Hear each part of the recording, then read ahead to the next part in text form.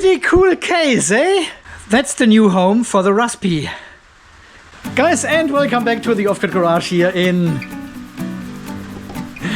It is still raining. I think it is day 3 or something. And it is still this mushy, rainy weather. It stopped this morning for about 2 hours or so, and the sun came just out a tiny bit, but now it starts again. There should be no rain tomorrow, but the day after and the rest of the week, rain, rain, rain. So nothing with sunny, hot Australia. We are struggling to get the batteries full. Yeah, that is a pretty cool case. I found this on AliExpress here for just a couple of dollars, and it is made from transparent acrylic, and it came with this small fan as well. How cool is that? Yeah, no, the fan is not temperature controlled and it runs on a constant speed all the time, but that's fine with me. Has some openings here for the chip where the hot air can come out. You can access the SD card, USB, HDMI and audio port. USB ports and LAN port are accessible. And they also left an opening up here for the GPIOs. I don't know what the lid is for, but it's a nice feature. I like it. So obviously the plan is to replace the Cerbo GX in the battery shelf here in the top compartment up there. Replacing this one again with the Raspberry Pi running the same version of Venus OS. And I want this one here back on the PowerWall 2.1 because we need this urgently there to test the new firmware versions for the JK BMS. And I don't want to plug in the CAN communication to this board because this is my productive environment. And if we cause an over voltage and over temperature situation, it may shut down my whole system then. And yeah, this is what the PowerWall 2.105 is for testing. This one here is production. So hence we swap everything over again. Yeah, Raspberry Pi fully repaired. Well, it was never faulty actually. The problem it didn't boot was the software I used, the what is it called? The Win32 disk imager. For some reason it didn't write the image file correctly on the SD card. So hence neither this version 3 Raspberry Pi nor the version 4, the brand new version 4, actually started up. And I tried with so many other images and everything, and it just didn't work. I also tried with the Balena Etcher program, and it was the same. And then I used the Raspberry Pi imager software, and it worked. For some reason, I don't know what has changed. I've always used the Win32 disk imager, and it has always worked. Always, always, always. But now it has stopped working to writing the Venus OS correctly on the SD card. So, I don't know. It's a bit strange, but there's nothing wrong with the actual hardware of the Raspberry Pi, as well as the brand new Raspberry Pi 4. Both of them are working perfectly fine. And no, you don't need a special power supply for the Raspberry Pi 4. It runs from a USB extension cable from one of your phone chargers just fine. At least with Venus OS, it may be different if you run another OS or so. I think I have still flashed this one here with an older version of the Venus OS, so we can upgrade this once it is ready. And I think I have to take everything apart again because I want to screw this one here directly to the old mount of the Raspberry Pi. This acrylic angle bracket we put in the battery shelf here. You may have seen the old video when I took out the Raspberry Pi off the battery shelf. And the SD card was actually falling apart. It was so brittle. And this is why the Raspberry Pi stopped working in the first place. So the idea was actually to... and I'm pretty certain that the SD card actually got so brittle because it is getting pretty hot. It is mounted directly to the PCB of the Raspberry Pi. Oh, that's a bit of a tight fit here.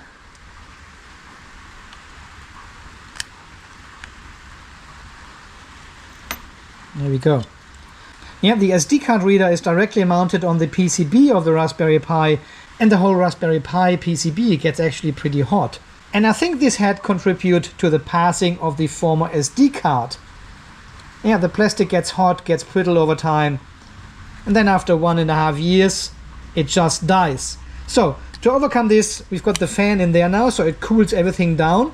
But I also thought about using this solution here, which is an SD card reader, a flat ribbon cable, And the other end actually plugs in directly as a replacement of the SD card. So we plug this one here into the Raspberry Pi like this, nice and firm, and then we plug in the SD card into this port. This one has actually a spring mechanism, nice. So now we've got the SD card further away from the hot PCB of the Raspberry Pi. I think I will use both, the fan and this one here. Cool! And we still got the USB 5-volt power supply for the Raspberry Pi here. This goes back in, comes from the 5-volt isolated converter here, 48 volt to 5 volts. I was just trying to access these screws here and said, nah, this is not going to work. And then I discovered we actually drilled some holes up here in the frame of the battery shelf to access these two screws. How good is that? Man, I can't remember that we drilled actually these holes here. But now they come in handy, right? The good old battery shelf. What an amazing project. Oh, you have to be so careful drilling this acrylic. Do you remember? Going slow so it doesn't crack. If you drill too fast, it starts melting. It happened. I broke the holder. I pressed too hard. I wanted to drill a hole here and pressed too hard, and it snapped in two pieces. Damn it. Okay, well, I'm not going to build a new holder or something here. We will just use it like this, with only one screw holding the Raspberry Pi case. It'll be strong enough. This was an off-cut piece anyway, so it is not square, it is crooked everywhere. Because it was supposed to be sitting behind the Raspberry Pi case, so nobody would ever see it again. Don't tell anyone. I also just checked on the fan here which direction it actually spins, because there's no arrow on it. So 5 volts, negative, positive. God, you can hardly feel it. Yeah, so it goes this direction. So I need to turn it around actually. Otherwise it sucks the air out. Maybe cool as well. What is better, blowing or sucking? We also have to use pin 4 and 6. Well, 6 is negative and 4 is positive 5 volt. This is for the fan connection then. I had this the other way around, but it's on this side. This one clarifies it actually where pin 1 is and where pin 40 is. Okay, I have to take it apart again, because these two plastic pins from the LAN port, holding the LAN port to the PCB before it's been soldered, are actually a bit longer than all the other metal pins down there, and it's pushing against the acrylic and make it bend. When I mount the actual side wall here, or the back wall, it's actually not going far enough over the USB ports. Yeah, they're sitting like this and not really inside this cutout. Cutout is correct, but these two pins here just bend everything apart. Yeah, there's always something, always.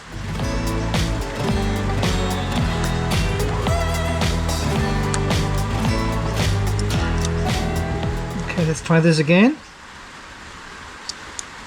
Yeah, that's much better. Okay, can't believe I finally got it. Got the external SD card mounted, the fan is connected, and for whatever reason we can also open the lid.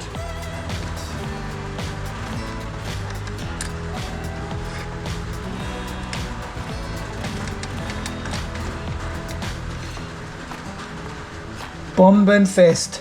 Nice. Okay, now we shut down the servo. So we just need to wait until, I don't know. Here we go. Everything has turned off now. Perfect. That is good. Alright, take the 12 volt out. All the USBs. Ta-da! Okay, so what do we have? I don't think I need this USB extender actually, because the Pi has already 4 USB ports. Now the question is which way around. Of course it's the other way. First one in, second one in, third one. And now, because the Raspberry Pi doesn't have VE bus, we need the MK3 adapter again to connect the Multiplus via USB to the Raspberry Pi. That's the blue cable. And this now occupies our fourth USB port on the Raspberry Pi. Jeez, this is a huge piece of equipment here. Why is it getting messy immediately? No, hang on. Let's do it. Same. Okay, everything is connected. We plug in the power supply and we should see the red light and the green light flashing, hopefully, which reads the information from the card reader. There's no, there it comes. Yes, everything turns on. It's booting up. Is the fan spinning? Yes. This tiny fan. Alright, I'll take off the 12-volt power supply for the Cerbo GX later. This was a temporary setup. Ooh, I'm excited, the Raspi is back. Okay, I'm already connected to the remote console. And we've got two notifications. One is the low battery warning from the outside Ruby tag. Going on for months. Still working. And the other one, MK3 adapter needs an update. Go to inverter charger entry. Okay, let's do this quickly. Multiplus, update, press to update. This only updates the adapter I just showed you, not the actual Multiplus. So I think the only other thing we need to do is turn on the Modbus for the vehicle charger. Discovered devices. Yep, there it is already. Bam. And what I need to do is change the IP address. Wi-Fi 0. Yeah, I'm losing connection now, of course. 0. Uh-oh, what have I done? There it is again. Alright, everything else should be fine. To go into the off-grid garage, go into settings, go into general, go all the way down and tell the system it is not the Cerbo GX anymore, which is connected to the off-grid garage. It is the OGGA. And then the Raspberry Pi takes over and collects the data and adds this to the VM. Replace. Current installation is the Cerbo GX and we want to have the Raspberry Pi back. Yes, I confirm this is all correct, I think. Replace. Almost done. Go close the window. Please restart your replacement GX device. Okay. Fair enough. Settings, general, reboot, rebooting. So we have to see if it actually connects, because this is like 15 minutes ago. A minute ago? Is it coming back? Come on. Give me some live data here. So this one is back. Battery temperature, big shed, carport, garage, east, garage west, inside, outside, Multiplus, the Aura charger is disconnected. The car is disconnected, yes, okay. Smart shunt, no tilt system, okay. I have to put in the script again for the tilt system, no big deal. But so far this is all working fine. Yeah, there's always, when you change these devices, it's always a bit. So I've got 3 VE bus systems now in here. And I think this one is the actual one. The other 2 are older. And it looks like 19 minutes ago, so I'm deleting this one. And I'm keeping the other one. VE bus can go. And this VE bus can go as well. Peter boards are not connected at the moment. Peter boards, yeah, I want to show you something new. Gateway, 2 minutes. So it hasn't connected to the actual VRM portal now, but it will eventually. Big shed, carport, garage east, garage west. They're all here. Tilt system is there. 20 minutes ago, okay. Well, it says real time now here, and it gives me all the details. Let's compare this here. Yeah, 926. There's no tilt system in here either. Ah. No. What's going on here? This is my generator. This is our Phoenix inverter. And this one here is not available. Exactly. Battery monitor is my smart shunt. DC system, battery measurements. Smart shunt, visible, multi-plus, visible as well. The DVCC we need to turn on. Limit charge current to 100 amps. That's all I need. In summertime, I don't need... Yeah, oh yes. This is a very important step we need to turn on. Otherwise, it doesn't fully charge to 55.2 volts and the BMS never resets to 100%. If this is important to you, you have to turn this one on in your Victron system. Temperature, no. Current sense, no. Okay, that's all. So limit charge current to 100 amps and share the voltage sense. Okay, big shit. Everything is there. Inverting. Everything looks good to me. Everything is back here, except of the tilt system, which I will do right after lunch. Ah, why do I have so many... Jeez, what is going on here? Garage inside, garage outside. 23, what? Okay, I have to clean up my temperature sensors as well. Alright, let me have lunch and then I'll be right back. In a second for you. So guys, welcome back to the off... it wasn't that long. It's just after lunch. So, I managed to include the tilt system again with the script. So it shows up here. 0 watts at the moment because we are on 52.8 Hertz. The Multiplus has increased the frequency to turn off the tilt system because we are already floating and don't use that much power at the moment. So there's no need for the tilt system to supply additional power to the system. But it shows up there and it works. So it is actually relatively easy to swap your GX device, as you have seen, but it also creates a bit of chaos here in the device list because you're plugging in and unplugging devices and plugging into different USB ports. They're getting different IDs. So once this is all plugged in, just give it a few minutes and then you can see if your Big Shed solar charge controller is the actual one or if it has been seen like 30 minutes ago. And all the older ones you can basically delete because for whatever reason they still survive the replacement of the GX device and they are still linked to the Cerbo GX, but they are still showing here in this list as well. So everything has been cleaned up here.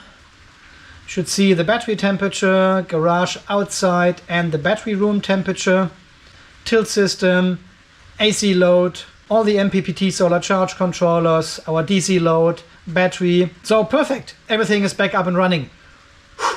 Yeah, I know. Until the next time, right? Well, there is still no viable option or possibility to actually automatically back up your SD card in the Raspberry Pi. So then the next step would be to install the Cerbo GX again in the PowerWall 2 point something there, over there. Exactly in this corner. Okay. Yay, we got access again. I tell you what, I would never build a battery box again without wheels underneath. It is so convenient, so much better than the battery shelf without wheels. Alright, I've got all the connections still here, so that should be relatively easy to mount the Cerbo GX again here in this position, connect all the cables, and then we can fire up the pool fence system again. The temporary pool fence system, of course. It's only temporary for quite a while now. Alright, so what do we have? VE Direct goes to the solar charge controller, plugs in there. This one is the yellow one, which is the VE Can. We don't use this anymore because we don't have the Lynx Shunt anymore. So we can leave this one away. And this one is our BMS Can. Plugs in there. And we need the resistor, terminator, bang, on this side. And then we can plug in the battery and the BMS on this side. and we've got the communication back to the Cerbo GX. The only thing we need to do is power. And finally the power supply. I think it's this way, negative, positive, yes, this way around. And it should turn on, maybe. There it goes. So this power supply now comes directly from the DC to DC converter inside the battery compartment. So it basically just pulled a new double pole cable from the 12-volt fuse holder all the way up through the cable ducts down there to the Cerbo GX. I think I made one mistake. The Cerbo GX now has the same IP address as the Raspberry Pi on the network. So I had to change the IP address temporarily for the Raspberry Pi and then log into this one with the known IP address, change this one to the final destination IP address, and then change this one back to where it was before. So it's all good now and everyone on the network is happy again. So, and in the final step, to restore the functionality of the PowerWall 2.10589, I want to move the Lynx power in a little bit to the right so it can connect directly to the Lynx speeder. Because I'm not going to install another shunt in here anyway. So we move just this one close to here, connect the bus bars together. Sweet. So we're just making sure there's no juice on the bus bar anymore. Should be only millivolt. Yeah, nothing. Okay. Now trying to get this one underneath here. Come on, you can do it. All right. Cool. So level on the top.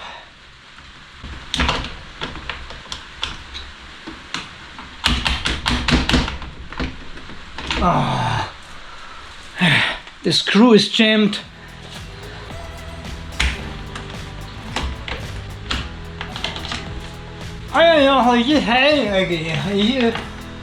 Your stupid screw underneath here is jammed between the plastic and the bus bar, and I can't get it with the pliers.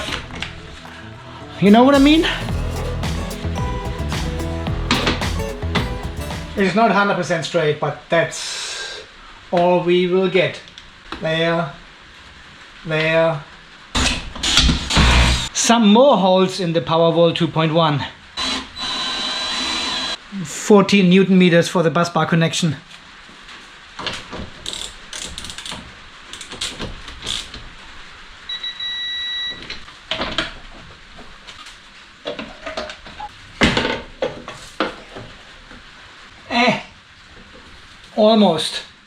Almost straight. Okay, my friends, this concludes the... It looks terrible actually. I can't find the right holes there because there are already holes in the aluminium sheet behind it. So, but look at this gap here. This is terrible. Okay, I have to fix this somehow. If not, I have to move both devices a bit up or a bit down. But yeah, guys, that concludes the restoration work on the PowerWall 2.1. Yeah, I'm really glad we did all that. I really had this feeling the SPAT calibration center was slowly falling apart. We took away all these devices. The Cerbo GX went into the battery shelf. We had issues with the Lynx Shunt. The Xia inverter's not working anymore. It looked like a total mess. But now everything is back together and reporting online again. Nice. Oh, that looks actually pretty good here. I like this case. Huh? For $6.25, including shipping, it's not too bad. With a fan. I can't feel anything now. It is so tiny. But you know, it's good. It keeps the air flowing inside, so it's good. Alright, my friends. I'm not doing any subscriber count today because I don't know when this video actually comes out. We may be already over 99,999 or something. So thank you so much for 99,999 subscribers here on the channel. You are f***ing amazing. And also welcome to all the new channel members. Thank you very much for your ongoing support. Guys, until the next video when we finally do the firmware test for the version 14 and version 15 of the JK BMS. This was actually a video I started this morning, and then I realized I cannot test it with the Victron system because I don't have any GX device at the PowerWall 2.1. And I actually wanted to swap the servo back to the Raspberry Pi again because this is part of the original build of the battery shelf. So this actually belongs there, and the Cerbo GX goes there at the PowerWall for testing purposes. So we can mess around with it, connect CAN BMSs and do disconnects, and it doesn't affect my production system here. Yeah guys, until the next video coming out very soon then, you stay charged, stay safe, and thanks again for watching. See you then, bye bye.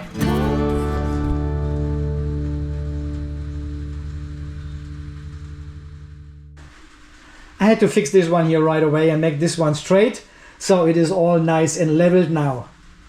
I could not look at this all the time.